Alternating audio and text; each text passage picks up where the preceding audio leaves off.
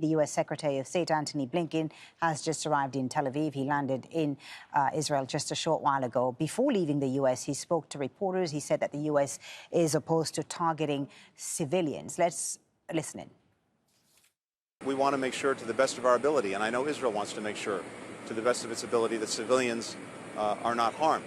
But Israel has to take steps to defend itself.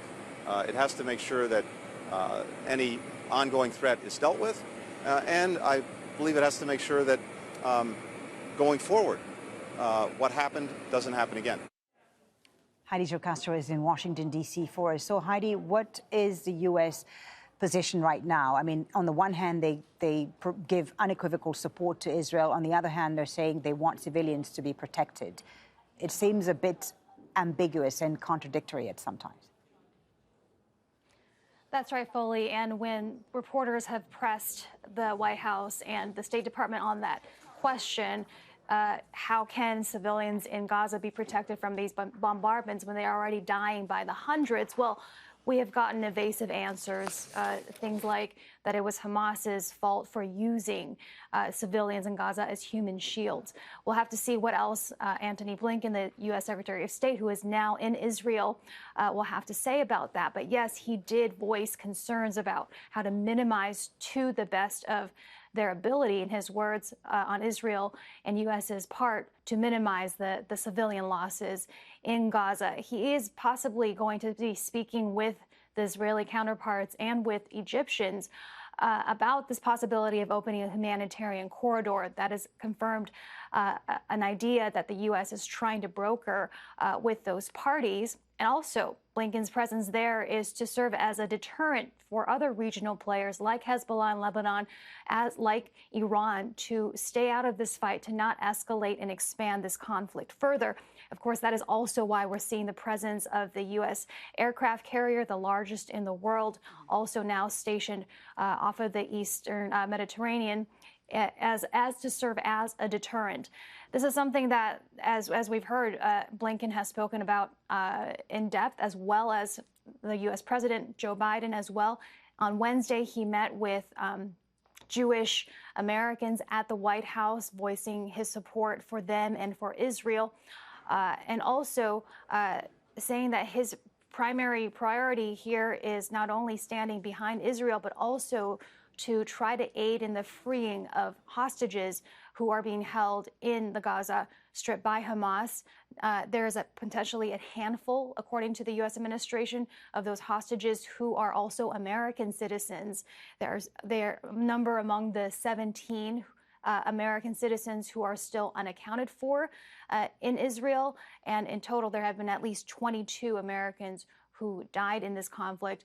But of course, right now, the primary focus of Antony Blinken's presence in Israel is to show again to Israel and to the world that the U.S. is supporting one of its best friends in the region, and again, saying that the U.S. will unequivocally support Israel in this offensive. Heidi, thank you for that. Heidi Jocastro live there in Washington, D.C.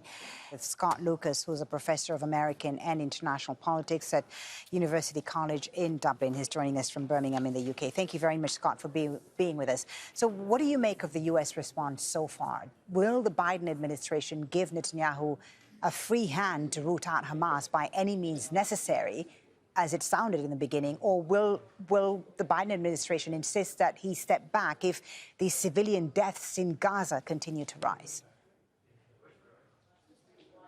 Let's break it down. First, this isn't just the U.S., although the headline will be the U.S. Secretary of State Antony Blinken in Israel meeting the Palestinian Authority leader Mahmoud Abbas, and then in Jordan. It's also much of the international community. You know, I've worked with you in covering the violence between Israel and Gaza in 2008, 2014, 2021. What makes this different, this cycle different, was the Hamas mass killing of Israeli civilians with the ground assault from last Saturday. When they did that, they crossed a line.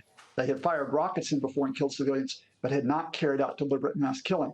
That's meant that not only the United States, but a lot of the international community, look at what Germany has done today by cutting off development aid to Palestine. Yeah, look at other European countries. But not all Europeans. No, sorry to interrupt you. Sorry to interrupt you, Scott Lucas. Not all Europeans seem to be on board with cutting development aid to Palestinians. They indeed condemn Hamas's actions, but not all of them are in favor of punishing the Palestinian people collectively as a result of Hamas's actions. Exactly. But what I'm saying here is that, and let's break this down into 2 points, what I think Blinken is bringing across. Blinken and much of the international community are now taking the line that Hamas has got to go, that Hamas cannot stay in power in Gaza. And that, of course, is in accord with the Israeli position. Now, that leads us to the second point. How do you get Hamas out? So Blinken at the same time, and as you've just mentioned, a lot of Europeans will be saying, look, you don't do this through a disproportionate response. You don't respond to Hamas's war crimes by committing your own war crimes. So you need to think carefully, Israel, about the level of bombing. You need to think carefully whether or not you go in with a ground assault, and you need to make some provision for Gazan civilians to try to find security, including through an evacuation. The problem with that, as you know from covering this hour by hour on Al Jazeera, is you need the Egyptians to agree to that process for evacuation, as well as the Israelis. So what I think we're talking about here is probably the start of a detailed negotiation on multiple fronts, which says, one, we stand with the fact that Hamas and behind it Iran have to be isolated and their power has to be curbed. And secondly, but we need to discuss carefully how this is to be done, because civilians will be killed in large numbers by Israeli retaliation. Indeed, and we have seen them being killed in large numbers in the Palestinian territory. They are being starved as well, with Israel saying that no food, no water and no electricity will be going into Gaza. It is now day 6, Scott Lucas, of this bombing campaign of the Palestinian territory. Where do you see things headed over the next few days? Will diplomacy stand a chance here? You know, with Biden being in the region, are we likely to see some diplomatic overtures here?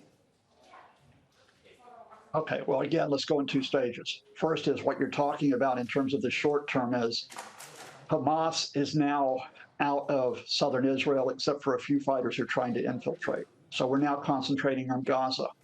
Can you, in the short term, get a limitation, a containment of the Israeli response, and then get to a ceasefire? And again, I can't give you any indication of when that's going to occur. I wish I could. But even if you get to a ceasefire, there is a bigger question that is here on the diplomatic front, and that is, how do you prevent the next cycle of violence from breaking out, especially as it's intense as it's been? And I'm just going to give you bluntly, from my perspective, it means that Hamas has to be removed as the leadership in Gaza, and Iran has to be isolated, and it also means that Israeli Prime Minister Benjamin Netanyahu has to go, because those leaders on both sides, using their populations almost as shields in a political sense, and have been willing to have their population suffer casualties, those leaderships are the reason why we're getting no breakthrough towards any type of resolution of conflict in the short term or in the long term. It's interesting that you talked about Netanyahu there, because an opinion poll this morning in Israel shows that the majority of Israelis, 56%, I believe, want Netanyahu to resign after this attack by Hamas and blame him in a way, hold him responsible for the situation Israel finds itself in today. Well, you know, let's be blunt here. And that is, in the past, Israelis have rallied around their leaders during the times of conflict, including when Israel has been attacking Gaza in the past. But we've seen 2 things that are different here. First of all, we've seen a lot of solidarity, not just, you know, with Israeli Jews, but between Jews, Israeli Arabs, that the nation has been attacked. But secondly, Netanyahu, by bringing Israel into domestic turmoil, just to simply escape conviction on bribery charges. Let's be blunt why he did it. His attempt to quash the judiciary, his attempt to quash Israeli rule of law, his division from security services meant that the domestic turmoil could be exploited by Hamas. I'm not saying that's the only reason why Hamas attacked, but it is one reason why they could attack. And of course, that's compounded by the intelligence failure. So yes, Netanyahu's being blamed by a lot of Israelis, including Israelis who have supported him in the past. And I do think that sooner, or at least not so later, he's going to have to go for the sake of Israel, let alone to get some type of de-escalation between Israel, Gaza, and the West Bank. Thank you, Scott Lucas, for sharing your views with us. Scott Lucas, Professor of American and International Politics at the University College in Dublin. Thank you for your time. Thank you.